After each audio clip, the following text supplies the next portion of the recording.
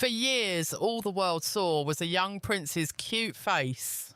But there was a haunting silence behind the royal walls. Servants whispered. In the middle of the night, a nanny left. The royal fantasy was shattered by a palace psychologist who exposed something so serious it could alter the course of the kingdom.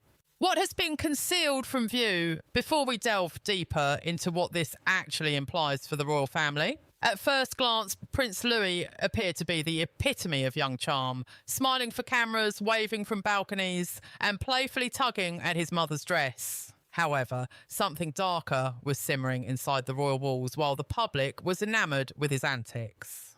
Welcome to Crown Revealed. In today's video, we will cover the latest updates and news from the British royal family. Stay tuned for all the latest events, announcements and insights. Couriers discuss strange outbursts in whispers. Close associates of Prince Louie quietly began leaving their positions, citing personal reasons, but their faces told a different story. Haunted, uneasy and afraid to speak. According to a former royal nanny who wished to remain anonymous, Prince Louie would weep for hours on certain nights. No consolation could calm him.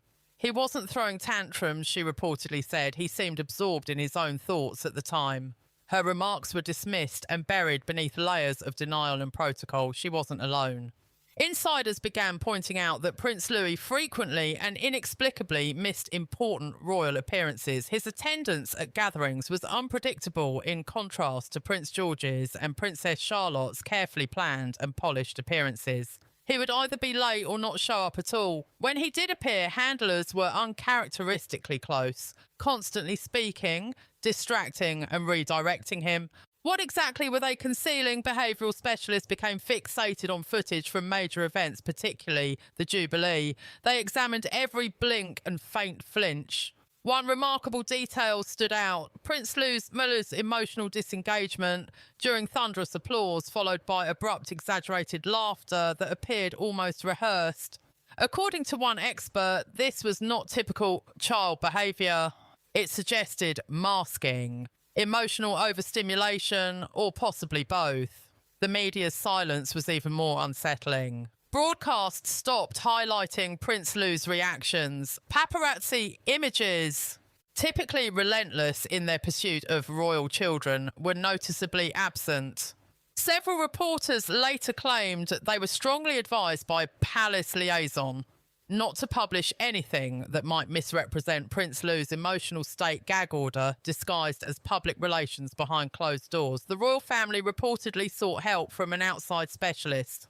Enter Dr. K, a psychologist known for handling high-profile child cases in extremely discreet settings. Dr. K never intended for her role to become public. She was introduced under the guise of an educational consultant, but her true purpose was far more significant. For weeks, Dr. K observed Prince Louie not only in public settings, but also in private routines, habits, anxieties, and family interactions. Insiders say she was shaken by what she discovered. Not because the child was ill, but because he appeared unprotected within a system that prioritised image over intervention.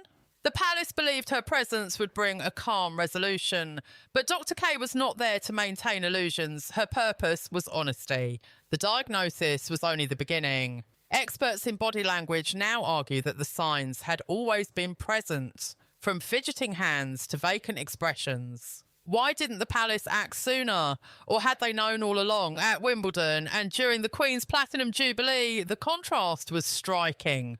While Prince George stood erect and focused and Princess Charlotte curtsied gracefully, Prince Louie was often seen wriggling, covering his ears, gazing into space, making exaggerated gestures, or turning away from the crowd. The public dismissed it as childish mischief, but observers now believe these moments may have been silent pleas for help. Later, palace sources admitted there had long been concerns about Prince Louie's sensitivity to flashing lights, loud noises and unpredictable crowds. Assistants privately described him as exhausted and occasionally frozen during rehearsals. There were rumours of emotional meltdowns before events and that he would only attend if specific comfort rituals were observed. Hot mic recordings allegedly captured tense backstage conversations. One handler was heard saying, "Just keep him smiling." Another reportedly added, "Take him off the stage if he stares again." Those clips never aired.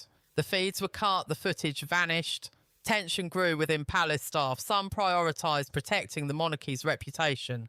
Others were desperate to safeguard the child. Medical assistants reportedly demanded longer intervals between events, fewer appearances, and structured accommodations. But the institution, committed to continuity and strength, drowned out their concerns. "The firm doesn't know how to deal with vulnerability," one aide reportedly said, "especially when it's wearing a crown." Throughout public appearances, handlers allegedly attempted to manage Prince Louie in real time, guiding his hands into waves, whispering instructions, tapping his shoulder. What seemed gentle on camera may have been urgent attempts to contain escalating stress. Then everything changed.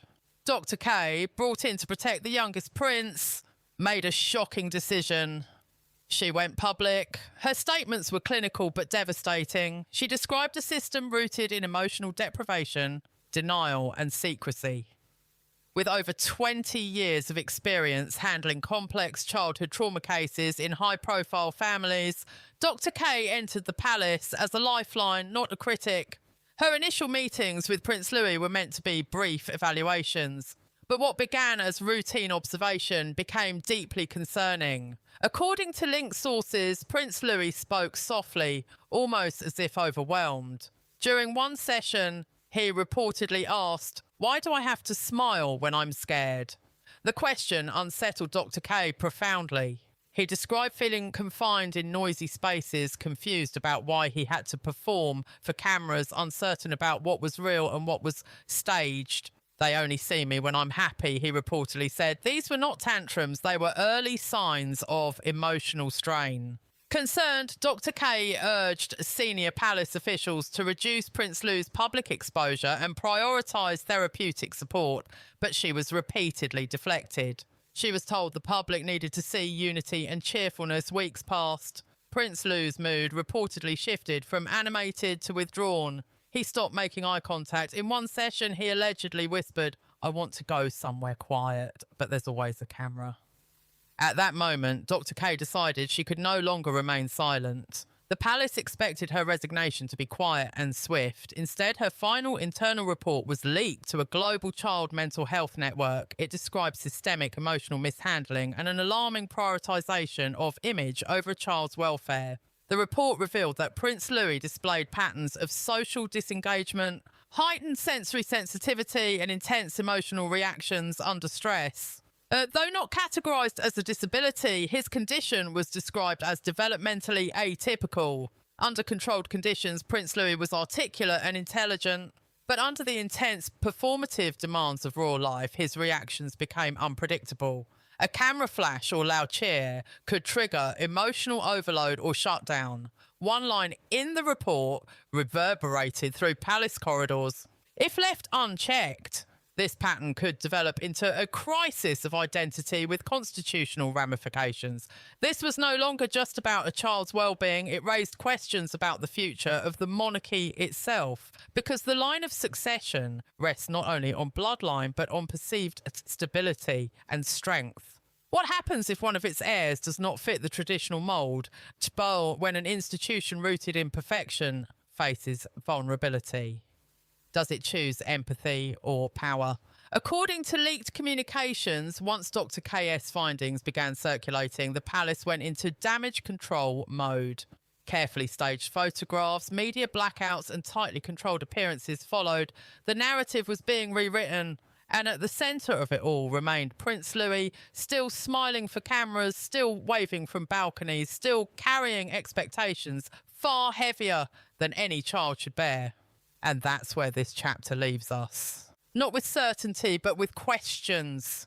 Questions about image and responsibility, about tradition and change, and most of all, about a child growing up beneath a crown the world can't stop watching.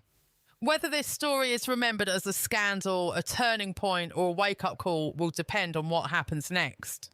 Because institutions endure not by appearing perfect, but by choosing compassion when it matters most.